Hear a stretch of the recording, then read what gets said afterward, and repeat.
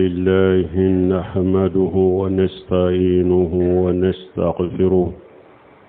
ونعوذ بالله من شرور أنفسنا ومن سيئات أعمالنا من يهديه الله فلا مضل له ومن يضلل فلا هادي له وأشهد أن لا إله إلا الله وحده لا شريك له وأشهد أن محمدا عبده ورسوله صلى الله عليه وعلى آله وأصحابه وسلم تسليما كثيرا أما بعد عباد الله اتقوا الله تعالى فإن تقوى الله عز وجل جماع الوشايا وأساس سعادته وهي وشية الله للأولين والآخرين من خلقه كما قال عز وجل ولقد وشينا الذين أوتوا الكتاب من قبلكم وإياكم أن اتقوا الله وهي وشية النبي صلى الله عليه وسلم لأمته ووشية السلف الصالح فيما بينهم ثم آلموا أرأكم الله أن أعجم ما يجيب على العبد أن يأني به في هذه الحياة الاستقامة على طاعة الله واللجوم صراطه المستقيم وعدم الحيدة والانحراف عنه جات اليمين وجات الشمال كما قال عز وجل فاستقم كما أمرت وقال عز وجل فاستقيموا إليه واستغفروه وقال تعالى إن الذين قالوا ربنا الله ثم استقاموا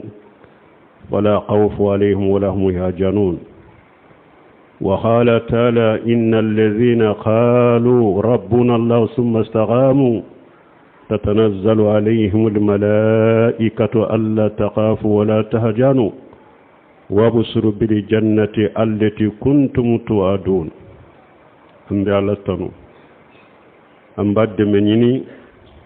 أمبا يفضلي أمبا نيني على في أكان كشي كباني ركون تورو منان كبارا جمو ني علي جوم من كندا ودي كندا بغاي في البغتي سرولا ni alay jom min filifana kanda bagate soro ala ambe sereya mashi de temmin ni bato ciala makka kani ala kelempewte yo nyogonte ala la ambe sereya muhammadu ala ka jondo ala ka ciden do kisini nema baka ana ka dunkew ana ka sebaw ala ku kisi min ka cakosobe no temina ka boye ala ka jon aye sira ala nye masamin korota lendo akado ala nye siranya ode ye washia kaumbe faranyogonka washia kaum ode washia kaumbe faranyogonka ala nye siranya ode ye kunadiya sipasema na leshri woye ala nye siranya de ala nye siranya wode asa alaka washia kanye folo mogoni laba mogonwe akadam feuna alako qur'ana kono ko ale alaye washia ke awye wala gari washayna alladhina utul kitaba min qablikum wa iyyakum an taqullah ko ale alaye washia ke mogoye kitabu dira mogomunu ma awunye ani aw ko alaye washaka beye ko kasira alaye siranya wode ciden ka washakanya kan mantoni alaye siranya wode salafu salihu ka washakawunye uyere ni nyugonje o ko fi akado alaka ukoroshi akado ko femba min wajibiriya jonka femba mi na wajibiriya jonka ni jinyana ya kono ni kanka hamina ye woye kasabati alaka batoka ani minye alaka siratilele iko mina ikana jenge kabo alaka siratilele ma kata kini kata numa ikatile alaka siratilele mdema iko mina ikana jenge kabo ala kata kini kata numa ala yere ko Qur'ana kono cide nye ako fastaqim kama umirta ala ko cide mai sabati itile ika sabati komi ni nyamar ya chogomi ni nyamar ni dina nye chogomi sabataka o chogo kelena ikana jenge ka bola kata kini ikana jenge kata ala kata numana aya wore kuna ala ko fastaqimu ilayhi wastaghfiruhu ako ayestile kata alama akasabati alaka dina haqiqaka akala ya fadeli qataw munum bawsoro akala ya fadeli alabe ya fa aw ma chogome aya wore kun ala ko innal ladina qalu rabbuna allah summa istaqamu fala khawfun alayhim wa lahum yahzanun alakum munun ko awntigi alade ambe alakelem pewde bato ante foy bato ka fara alaka o kofe usabatira oka nunun tigla mo siranyate nununye yomali qiyama do jorotu ye dusukasu tu ye fana ube munun to u kofe jiya kono aya were kono lako innal ladina qalu rabbuna allah summa istaqamu tatanazzalu alayhimul malaikatu alla taqafu wa la tahzanu wa absiru bil jannati allati kuntum tu'adun aya wore kuna lako mogo munun ko an ntigi ala kelempewde ambe ala kelempewde bato o kofe usabatiroka umajenge kabo ola katakini umajenge kabo ola katanuma usabatiroka ala ko nunun tigila mogo ni saya nanuma nema malikiya be grupu jigi nunun kade kafo akana sirade akana jorode akana dusukasi ayen ni sonjani arjanna minni ala ya allahidu ta'awiye ambi ala dele mbalimo ala kanke o mogo wiye balmo tilenya ala ka dinaka adam maden ka sabati ka tile ala ka dinaka kunna diade do ani korota de do jinya ani laqara wodi yato anana shehi muslimu kono harisa sahalena جاء رجل إلى رسول الله صلى الله عليه وسلم فقال يا رسول الله قل لي في الإسلام قولا لا يسأل عنه أحدا غيرك قال قل آمنت بالله ثم استقيم كيدو نانا تشيدي ما دوندولا أقوالا كتشيدي أكو فين فنيه سلاميا دينا لا كما فنيه كما مي نيمبي بارا كنا سلاميا دينا لا كما مي نينتي مغوري نينكالا ني إتي ciden ko cey ma qul amantu billahi summa istaqim afo ika folli manani alaye o ko fe ka sabatoka da alala ikala kelempe bato o ko fe ika sabatoka balmu minyen nin tilenye minyen nin sabatiye alaka dinaka korta de do jinya kortaro lagara kunna diado jinya kunna diado lagara sabati munye ka alaka dina mina ka alaka kanda sira ka mina e pikata make lagara la ikado ko lagara benade ikado ko arjanna binye ikado ko tasuma binye ika sabati alataka ikana jenge ka bo ala balmo minye sabati fanaye alaka dina haqiqa ka sabataka si pasema fula bala de woye jumaye dusuku aninne pour hada madenka sabati si pasema fulabe qaida fulabe sabatila dina kono sabati fanabe o fulade ka dusuku aninne balmo dusuku sabati ye munye kalimana ni alaye kadda alala kika koda alaka ika alakanu alabe min kanu alabe min fe iko kanu min mandi alaye iko ko ikado arjanna be ikado jahannaba be ninde dusukuntai wodi yato hadisa sahlen nana ciden ko la yastaqim imanu abudi حتى يستقيم قلبه ولا يستقيم قلبه حتى يستقيم لسانه جيدنكم مغو أقول كلي من يتسك جو أبدا كسبتي لا يستقيم إيمان أبدا حتى يستقيم قلبه ko hada maden kalli man yatte se ka sabati abada fo iddu sukunde ka sabati wala yastaqimu qalbuhu hatta yastaqima lisanuhu aw ko hada maden du sukun fanatte se ka sabati abada ka jo abada fo innende ka sabati innende ka jo balmu sabati dina ka ben yoro fulade bolode ni yoro fula min fulani ni fem fula min fulani hada maden fari korola ubeye sogobude mi hada maden kan yana maya farikoro to be kanye farikoro to be kacinya aben ni sufe fulade bolode dusuku aninne dusukun ka tile munye kallimana ni alay ka alakanu ka da alaka ka da alala ki ka ko da alaka iki jigida alaka saraka ika do konni ala soso ko alabi janga kata ika do jahannaba be ika do arjanna be ika do feseli be ika do kuibe jo ala nyekoro ala bi nyininga wodi ato ciden ko sallallahu alaihi wasallam inna fil jasadi mudghatan idha salahati salaha al jasadu kullu wa idha fasadati fasada al jasadu kullu ala wa hiya al qalbu ciden ko sogo bu kelen fule farikolo la na nyana farikolo be nyana na ciyana farkolo be ciyana ciden ko yeddu sukunde fo hada maden du sukunde ka sira alanye fo hada maden du sukunde ka da alala fo hada maden du sukunde ka alakanu min kadi alaye ko kanu sabatini tilenya alaka dinaka abe yoro munum boro yoro fula afolo de fulen ni fo du sukun ka nyede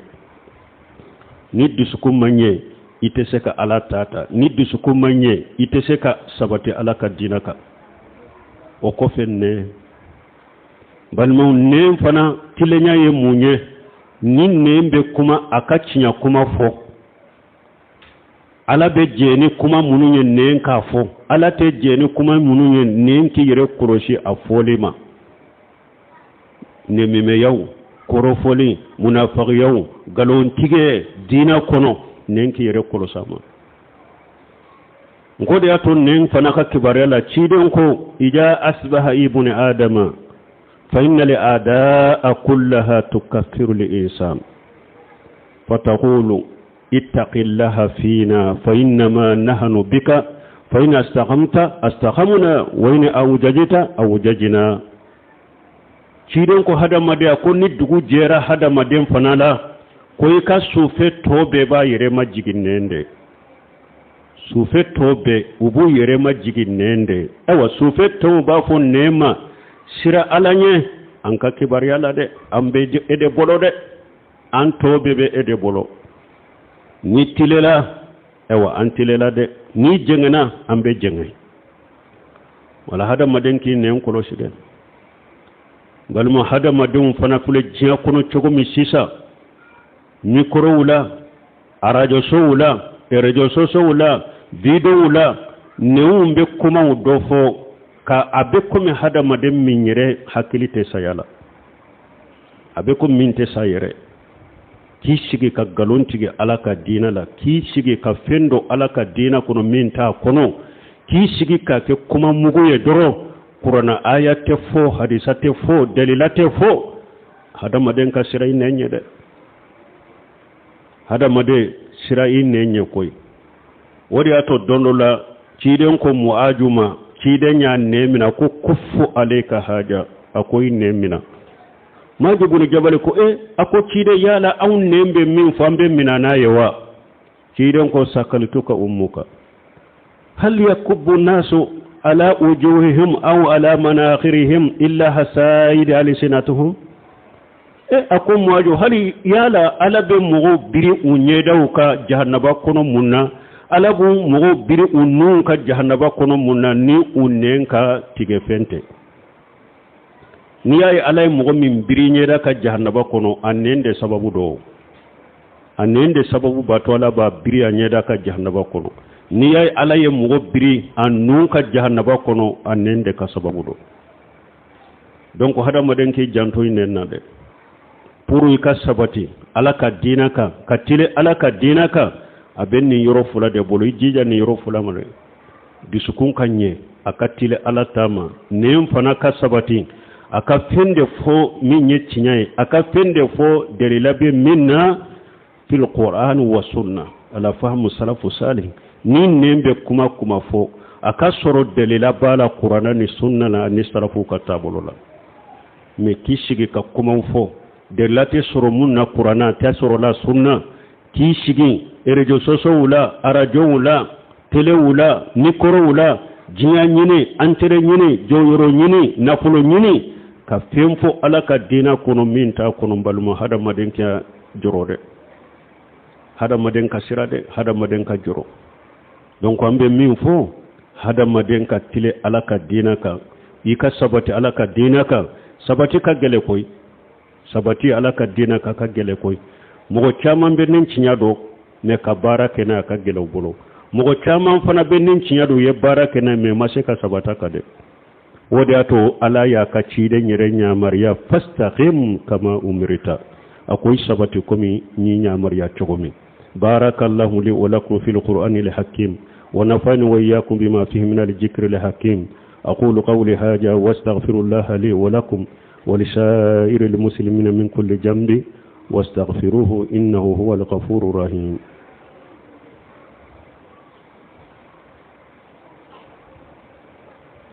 الحمد لله رب العالمين والصلاة والسلام على نبينا محمد وعلى آله وصحبه وسلم تسليما كثيرا أما بعد بل نانكو هذا مدينك سبتي على دينك هذا مدين دونك باو ويكو دمدو فو من بين مقدمك سبتي على دينك أنكو سبتي على دينا يريكا قايدة فولد بالا ijija iddu sukunna aninne ijija nuna ikan nunun de telefolo nunun de kasabati ni nunu masabati e farikuru tote se kasabati abada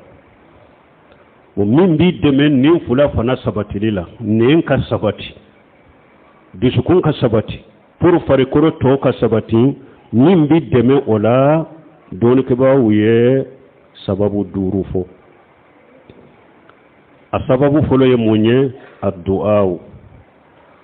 فهو مفتاح كل خير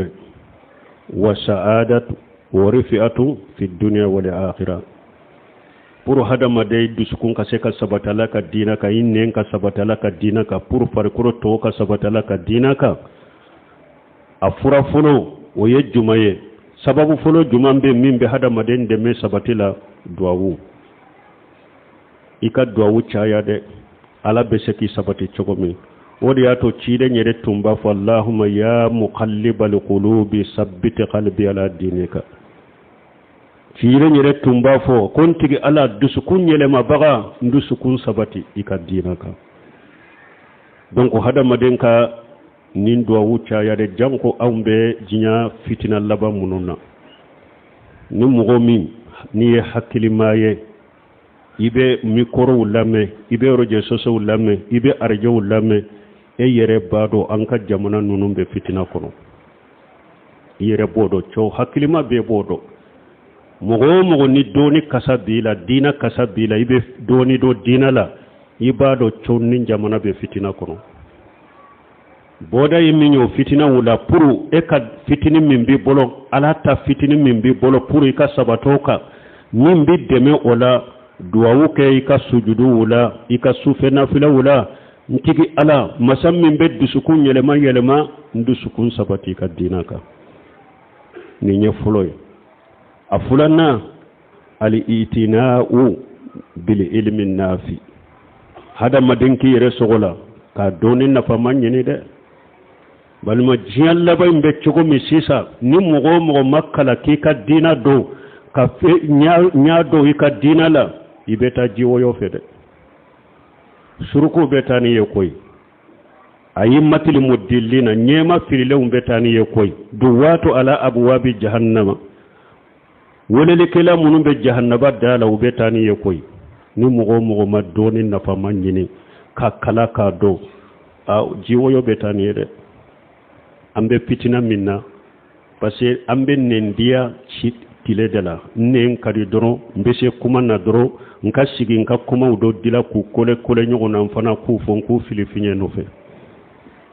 ambode tile la fitina tile balaw tile wala fitini min bi bolo dina min bi bolo pour ki sabatoka sababu fulanna munye doni nafa manyini de doni ke baga nyuma munum be nube kuma ni qur'ana ni sunna ala fahamu salafu salih ikagere wulula de sigiru ulu koro ikagoro gere wulula ikadoni nafa manyini sino ibeta nyamanna de wori ato ciden ko man yuridullahu bihi khairan yufaqihahu fi din ciden ko akoni ala ye heral la nyini ni mugo minye ko abila famu dina de la ni ala ye heral la nyini mugo minye abila famu dina de la donc sababu fulana aye doni na fama nyini de aka dina nyanyini aka famu soroka dina la sino filibantu betani awuye de ni fulana sabana munye taghyir li julasai wa ikhtiyar urfaqai sababu fulana min be hada badende me kasabati ka dina ka sigi nyogo nyuma je nyogo nyuma ulu sugantia ika ulu nyini de sigi nyogo nyuma je nyogo nyuma ulu sugantia de ambe jiyalla ba minna kana beki teriye koy kana beki baro nyogoye kana beki tama nyogoye kana beki je nyogoye ali aqillau yawma yabaduhum libadi adu illa almuttaqin ala ko yawmal qiyamah do ako tere maw ya nyogo njugude foni mugo munun ka teriya kera alanya siranyaka wada to ciden ko almaru ala dini khalilihi falyanzur ahadukum ila man yuqalilu ciden ko hadama de abaka teri ka dina de ka koy hadama de hadama na tama nyogo ye munye ajo nyogo ye munye ateri ye munye jogo min bala dina min bala ta jogo min bala wode beye ale yerela ciden nyogo de fode almaru ala dini khalilihi falyanzur ahadukum ila man yuqalilu ako hadama dimba ka teri ka dina de ka adola kelen ka koloshi ikalla jelike ikanka mugo min ki tere odode bete je nyogo ye koy bete tama nyogo ye bete baro nyogo ye de aya janto aka je nyogo la ka baro nyogo woloma aka je nyogo woloma aka teru woloma jinyalla bambe fitina la de ni mugo mi janto tama nyogo la ni mi janto teru nda ka teru woloma ibi filiñ ubi pili nyaman kono de hadisa wure la cidan ko wala yusahibu illa mu'mina akoy kana mo simina ka ki teri de ka je nyonya ni mu'minite sigi nyogo nyuma ani sigi nyogo njugo cida nyu misali ya fo ako sigi nyogo njugo misali ya be ko me fam finyana de ni mamma bola dro abika fini ujani ibe kasa jugu iba soro innuna me sigi nyogo nyuma akon ni ba kereta be ko me farafe ferela na ma farafe do dima e yerebe do sabolo ube ibe kasa duma soro innun kono donc ninde sababu sabanay aya janto je nyogo la de aya jo nyogo woloma akana beka baro nyogo akana beka je nyogo akana beka gere nyogo akana beka uteriye aya la jabe mu munun ka ateru yana je nyogo na baro nyogo ye sino ambe jian laba min abe fili atese ka sabati aka dina ka koy munu yenni sunnata munu yenni sunna famu le boro niyata je nyogo koloshi tama nyogo koloshi baro nyogo koloshi kana beki baro nyogo de ambe jian laba minna ni ba fe ka sabati ninde sababu sabannan sababu nani na munye ibadallah an yatajakkara li abdu annahu sayaqumu yawma bayna yaday Allah wa anna Allah sayuhasibuhu faman ya'mal khayran ushiba ilayhi wa man ya'mal shar ukhiba ilayhi faman ya'mal misqala dharratin khayran yara wa man ya'mal misqala dharratin sharran yara bali mo sababu nanina mimbe hada madende me kasabati ikadina chiaka hada maden ka do ikamiri ikatashi ikado ko dombe na ko ibe jo ala nyekoro be kanum bi hakkilila de ko dondo bena ko ede be jo ala koro ala bi nyininka ala bi koroshi iye fengo fenken nin jiya nyanama ya kono ala bi nyininka ala bi korosaka awa abi saraka na ya soro ye hera de ke abi sara hera la na ya soro ye juguman de ke abi sara juguman la ala ko faman ya amal misqala jarrati khayran yara wa man ya amal misqala jarrati sarran yara ako misqala jarra hakke hera niya ke ibaye lagara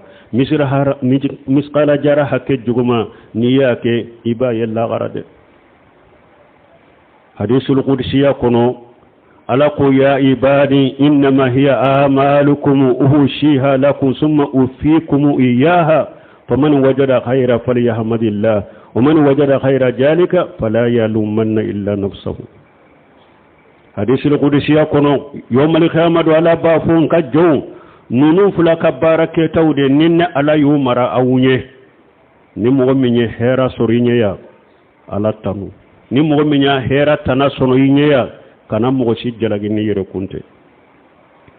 donc mo mi ni ba fe ka sabati ka dinaka abilinya koro yikan miri katashi ko dombe na ko ibejo ala nye koro ko ibejo ala koro ikelempew ala binyininka ala bi koroshi ika fota ne ka keta yemmin kenin janya na makuna bi sarabela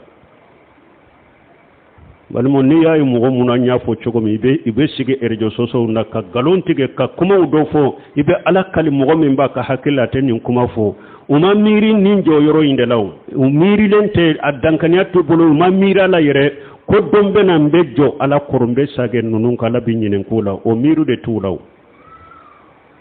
ni o miru be mo min na ibi ka kuma chogo do dere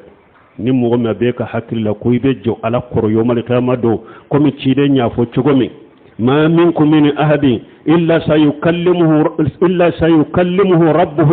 ليس بينه وبينه ترجمان فينظر أيمان منه فلا يرى إلا ما قدم وينظر أسام منه فلا يرى إلا ما قدم وينظر بين يديه فلا يرى إلا النار تلقاء وجهه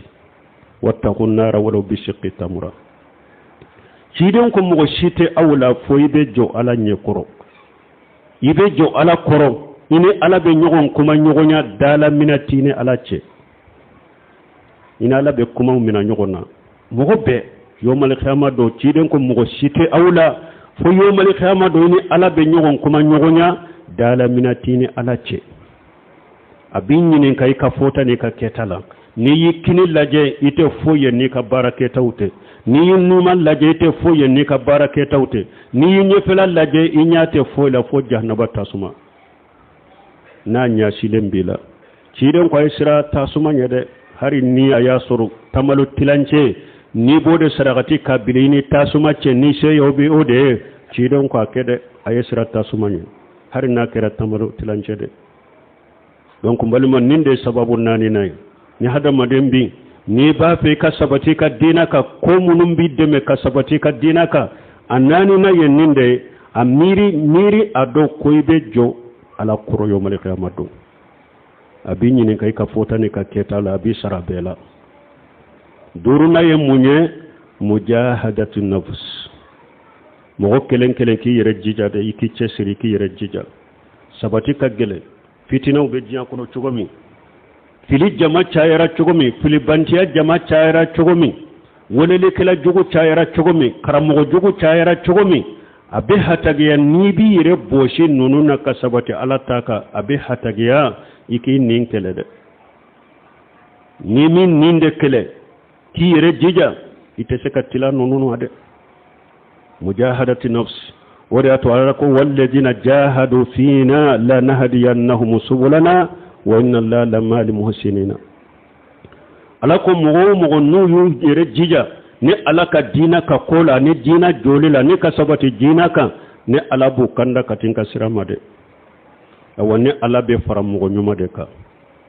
ni mugo ya yere jija ala taala ka jija ka cinya nyini ki jija ka ke cinya ka